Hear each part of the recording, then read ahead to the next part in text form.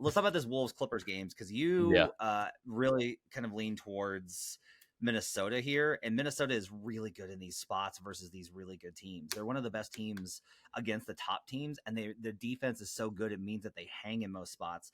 They're grabbing 4.5. However, this thing has definitely moved quickly in our system. Yeah. This open 3.5, it's already out to 4.5 in some of the books. So there's a 4.5 out there. 25% of the bets are on the Wolves. Now, the money differential is a little bit different. So it's 75% of the tickets, 61% of the money. This is a small amount of bets.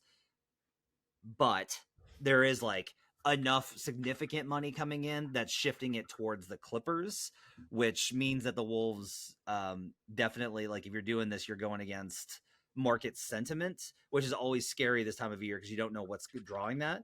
Now, I will say that at 4, I have this Clippers -1, which I think is like a perfectly fair and good line. I don't know.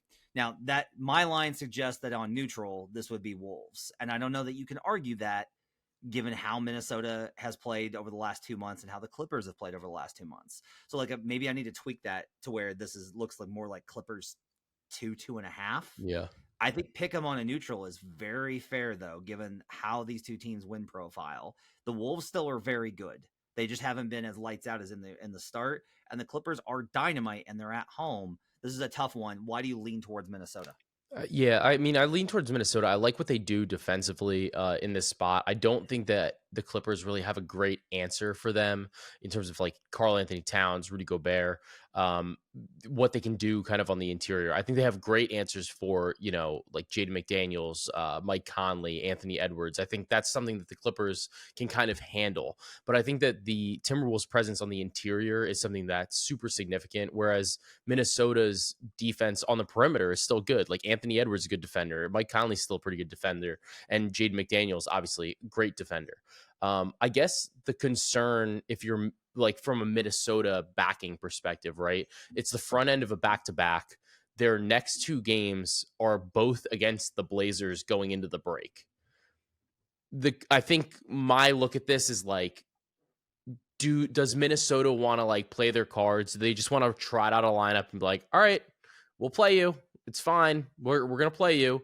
But we're going to go beat the crap out of the Trailblazers 2 games in a row going to the All-Star break. Because Jaden McDaniels is on the report. Given the fact that it's a back-to-back and like those next 2 games are definitely games they should win easily. That's a little bit where I think I'm hesitating, because I think McDaniels is probably worth at least a point to the spread, especially in this matchup against the Clippers, who have such elite, you know, wing players and perimeter players, where McDaniels would really, really be useful. I think that's why, like, I haven't made this a play right away, especially seeing the early line movement.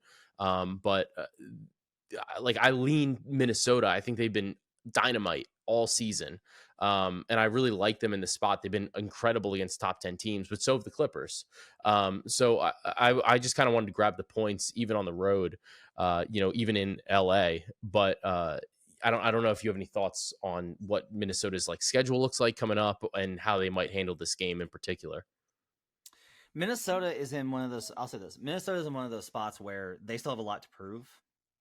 The teams that have stuff to prove want to prove it. Like, they go for spots like this because when you're in Denver's spot, you don't need to prove anything to anyone. Now, Denver still gets up for certain games. They got up for the Lakers game, right? Yeah. But like, I'm trying to think of a good example of this. Boston's really consistent. There's a lot of teams that after they've had playoffs, Miami, that's a good one. Yeah, Miami does Miami, when they're actually like a good team, like the years when Miami's a good team, Miami will still, like, if it's a top opponent, like, they won't go for it. They're not like, this is a statement opportunity, because they've been there. They've made all these conference finals. The Wolves are in a spot to really go for it. And look, I think the Clippers are in a spot where they're finding, like, hey, it's fun to actually play basketball, to take this seriously. This is kind of fun. Let's try. And so there's value, I think, there. An interesting trend, I did want to look at this. So I looked this up on cleaningtheglass.com. Versus top 10 defensive teams. Okay, teams that are top 10 in defensive rating, which obviously the Wolves are. The Clippers are 6-7 straight up, and this is the biggest thing. They're -2.7 in spread differential. That's Okay. 19th in the league. So I want to look at how do they do at home, because that's obviously, I think, like a significant kind of separator here. And the Clippers are 4-3, but they are minus 5.1 in spread differential versus those top 10 defensive teams. Hmm. So small sample, but we do have kind of a trend of the market's not behind on the Clippers. We had that spot. Like, I wrote Yeah. about it. After they lost in Denver for the last game of their losing streak, I literally was like, "Hey, you're gonna want to bet the Clippers," and we were on them on that Friday on buckets and killed. Hmm. Um, it was very easy to see, but like the books have caught up. Much the same way that you're seeing OKC's ATS start to drop, the books have finally caught up on OKC. They're being power rated appropriately. The Clippers are being power rated appropriately. I'm not sure Minnesota's being power rated appropriately, because this number indicates it being a little bit heavy. I can't get to Jade McDaniels being worth more than a half a point, a quarter of a point. So I think this is much closer to take whatever you think that this team should be, whatever this game should be on neutral court, and then give the Clippers 2 points flat, because the Wolves are pretty good on the road. And that's what I think you should like project this number as. If you really think the Clippers should be like 3-point favorites on neutral, then you should definitely bet the Clippers. And that seems to be what like a lot of the market is definitely saying, like the Clippers are better than the Wolves. That's what I would tell you. If you don't think that the Clippers are, yes, definitely better than the Wolves, I don't think this spot is so bad, because I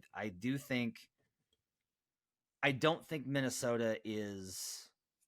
They have not treated the season opportunistically with the schedule. Yeah.